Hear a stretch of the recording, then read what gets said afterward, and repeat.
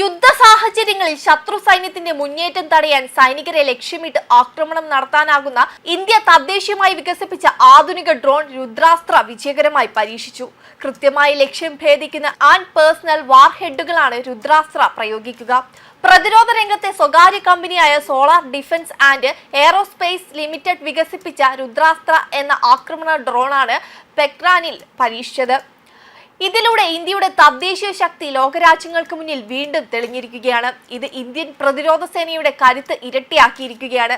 ഹെലികോപ്റ്ററുകളെ പോലെ കുത്തനെ പറന്നുയരാനും കുത്തനെ ലാൻഡ് ചെയ്യാനും സാധിക്കുന്നതിനാൽ ഇവയ്ക്ക് മറ്റു ഡ്രോണുകളെ പോലെ പറന്നുയരാൻ പ്രത്യേകം റൺവേയുടെ ആവശ്യമില്ല. അതിനാൽ ഏത് ദുർഘടമായ പ്രതലത്തിൽ നിന്നും ഇവയെ പ്രയോഗിക്കാൻ കഴിയും. 170 കിലോമീറ്ററാണ് രുദ്രാസ്ത്രയുടെ പരിധി. പെക്രാനിലെ പരീക്ഷണത്തിൽ 50 കിലോമീറ്റർ ദൂരത്തിൽ എത്തി കൃത്യമായി ആക്രമണം നടത്തിയതിനു ശേഷം തിരികെ എത്തുകയും ചെയ്തതോടെ ഇവയുടെ കാര്യക്ഷമത സൈന്യത്തിന് ബോധ്യമായി. യുദ്ധ സാഹചര്യങ്ങളിൽ ശത്രു സൈന്യത്തിന്റെ മുന്നേറ്റം തടയാൻ സൈനികരെ ലക്ഷ്യമിട്ട് ആക്രമണം നടത്താനാകുന്ന ഡ്രോണാണ് രുദ്രാസ്ത്ര. ലക്ഷ്യം കണ്ടെത്തുന്നതിന് വേണ്ടി 1.5 മണിക്കൂറോളം ഇവയ്ക്ക് നിലവിൽ പറന്നു നടക്കാനാകും.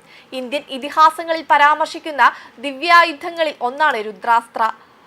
കൂട്ടനശീകരണ ശേഷിയുള്ള ആയുധമാണ് രുദ്രാസ്ത്രത്തെ ഇന്ത്യൻ ഇതിഹാസങ്ങളിൽ പരാമർശിക്കുന്നത്.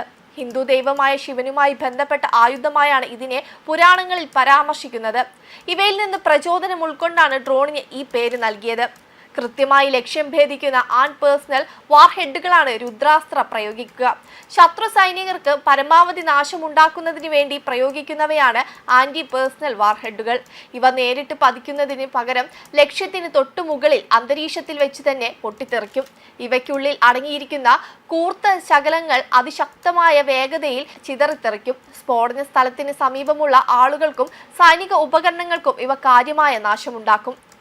ഭൂനിരപ്പിൽ 2000 മുതൽ 3500 മീറ്റർ വരെ ഉയരത്തിൽ നിന്നാണ് രുദ്രാസ്ത്ര ആയുധ പ്രയോഗം നടത്തുക.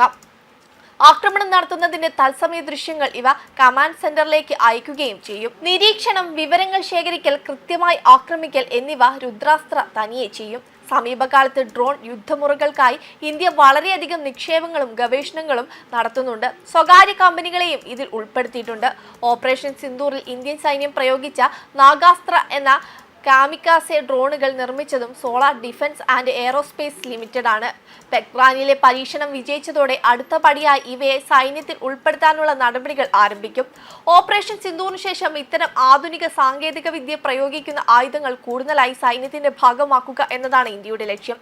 മാത്രമല്ല, ആത്മനിർഭർ ഭാരത് പദ്ധതിയുടെ കീഴിൽ ഇത്തരം സാങ്കേതിക വിദ്യകളും ആയുധങ്ങളും വികസിപ്പിക്കാനും ആശയങ്ങൾ പങ്കുവയ്ക്കാനും പ്രതിരോധ മന്ത്രാലയം സ്വകാര്യ കമ്പനികളോട് ആവശ്യപ്പെട്ടിട്ടുണ്ട്. വെബ് ഡെസ്ക് കർമ്മ ന്യൂസ്.